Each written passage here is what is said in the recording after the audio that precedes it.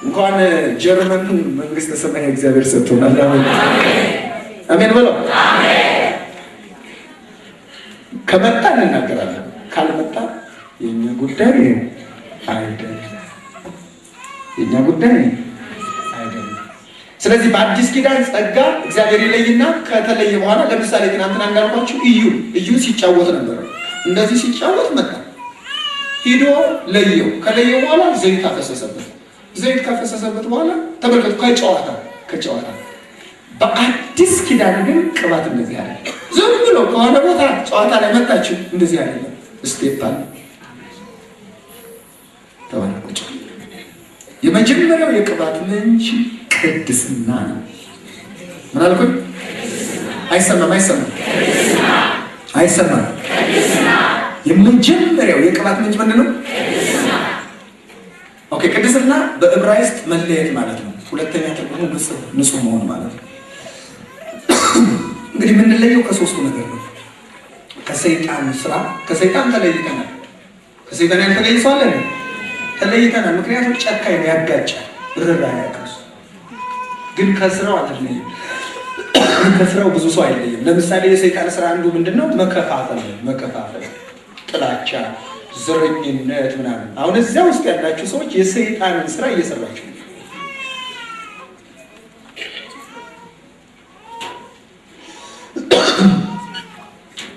ስድብ ወይም ድብድብ የምትደባደቡ ካላችሁ ሶሪ፣ የሰይጣንን ስራ እየሰራችሁ ነው።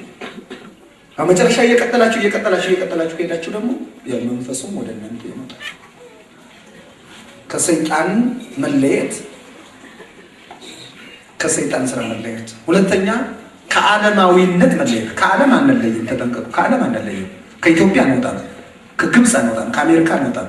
ነገር ግን ዓለማዊነትን ምን እናደርጋለን? እንለያለን። ዓለማዊነት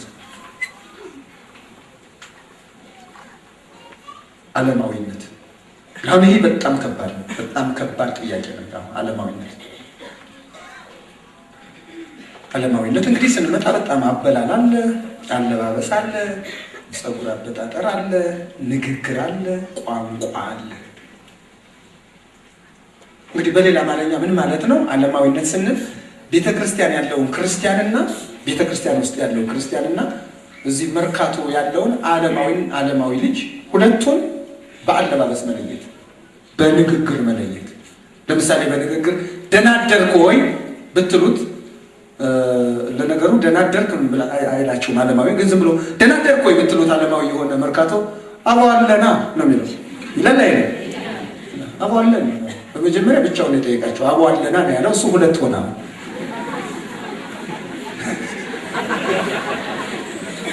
አሁን ደግሞ እሱን ራሱ ደህና ነህ ወይ ስትል አቧለና ካላችሁ፣ አሁን በንግግር ከመርካቶ ልጅ መለየት ይቻላል? እንዴት ምን ስላልሆነ ስላልተለየ። ሲለይ ግን ደህና አደርክ ወይ ስትሉት እግዚአብሔር ይባረክ፣ አሜን። ያኔ ምን ሆኗል? ስለዚህ አሁን በንግግር መለየት፣ በአለባበስ መለየት። አሁን በአለባበስ ለምሳሌ መለየት አይቻልም። እዚህ ጋር ያያችኋት እንኳየር አሁን ይህን ልብስ ለብሰዋል። ፕሮግራሙ ካለቀ በኋላ ግን ካሳንችስ ወይም ፒያሳ ካያችኋቸው በቃ እዚህ ጋር የሆነ ተበልወቅ ያለ ይሄን ክፍት ነው፣ ይሄን ብርቱም ይታያል።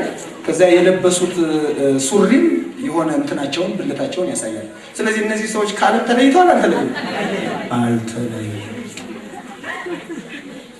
አልተለዩም። ምክንያቱም ቡና ቤት የሚሰሩት አለባበስ ዓለማውያን በየሆቴሉ ናይት ክለብ የሚለብሱት ልብስ ሱሪው፣ እነዚያ የሚለብሱት ልብስ እነዚህም የሚለብሱት አንድ ከሆነ በማየት አይቻልም። በቀደመው ዘመን ግን እህቶችን በ60ዎቹና በ70ዎቹ እህቶችን ማየት እንችላለን። መለየት፣ ከህዝብ መካከል ለየት እናወጣቸዋለን። ልብሳቸው በጣም ዘመናዊ ነው፣ ክብር አለው። ፀጉራቸውም ክብር አለው፣ አለባበሱ ክብር አለው። ስለዚህ መለየት አይቻልም። ለዚህ ነበር አንድ ቀን የተቆጣኋቸው። ስለዚህ አሁን እኔ እቸገራለሁ። ለምሳሌ አንዳንድ ጊዜ በመኪና እየሄድኩኝ በፕሌን እየሄድኩኝ ይመጣሉ፣ ወይም ወደ ውጭ ሀገር ሲሄድ ይመጣሉ። የሆነ አውሬ ነው የምትመስለው። ይሄኛውን ዛር ታውቃላችሁ? ያው ዛር፣ በነገራችን ላይ ዛር ያለባቸው ሰዎች ፀጉራቸውን እንደዚህ የሚያንጨፋርሩት ሲሰግዱ ፀጉራቸው አብሮ እንዲሰግድ ነው። ዛሩ ነው እንዳትላጩ ስለሚላቸው። ከዛ ይሄን አንጨፍረዋለች፣ ቀለም ቀብተዋለች። የለበሰችው ልብስ ደግሞ ምናምኗን ያሳያል። ምናምን ነች። ትመጣለች። ወይ ወዴት ነው የምትበረው? ወደዚህ እየበረው ማለት አንድ ቀን እኮ የት ሐዋሳ ላይ ስታገለግል አይቼው ነበር። እኔ ደግሞ የገነት ቤተክርስቲያን ዘማሪ ነኝ። አንቺ ትወጣላችሁ፣ ከስንቱ ጋር ገጥማችሁ ትችላላችሁ። እግዚአብሔር ግን የሚያጠራበት ዘመን ደርሷል።